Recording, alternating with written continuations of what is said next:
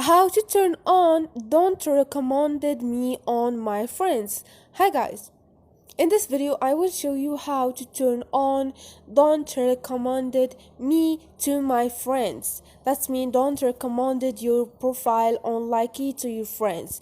Easy and quick. In 1 minute go to your Likee. Now, once you are here, click on home at the bottom to go to for you page and click on those three lines up there and click on settings. Now, all you need to do is click on privacy, which is the second option. Now, you have don't recommended me to my friend. Once you turn on, you won't be recommended to your Facebook friends and mobile contact. Turn on this option so you won't be recommended to your friends and that stuff. So this is it guys, easy and quick. Hope this video was helpful. If it was, don't forget to subscribe and like.